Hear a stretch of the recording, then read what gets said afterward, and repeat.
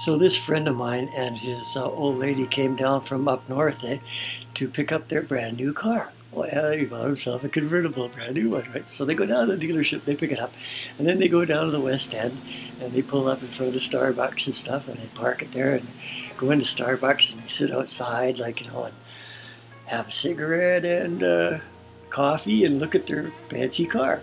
Well, a whole bunch of starlings came along right about then and started crapping all over their car. And he went like, oh, that's really nuts, right? So he goes out to the car and he grabs one of the starlings. He grabs one, right? And then he takes his tape recorder and he tape records the screams that this thing is making. And then he takes the tape out and he puts it into the car stereo, turns it up full blast, and cranks it on. And all of the starlings flew away. They all flew away, right? To everyone's surprise. It was really strange. Anyways, so they finish their coffee and they take off and they come over to my place and they tell me the story. And I go, well, that's really fascinating. So this promoter guy is with us. Be privy to the conversation.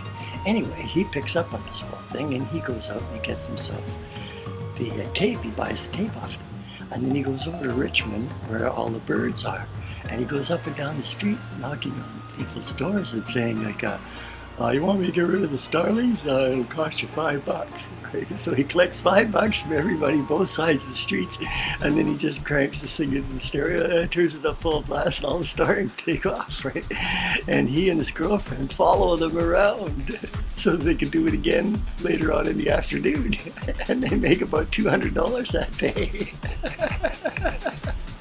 Getting rid of starlings. I don't know. I think that's crazy.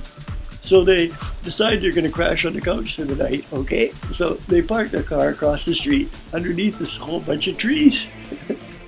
Now all the starlings came and stayed in the trees that night. So in the morning, their brand new convertible car is just covered with bird poop. Now, I don't know if that's karma or what, but I thought it was very strange. Isn't that neat?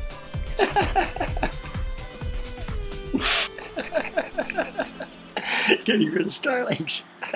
I don't know. I think that's crazy.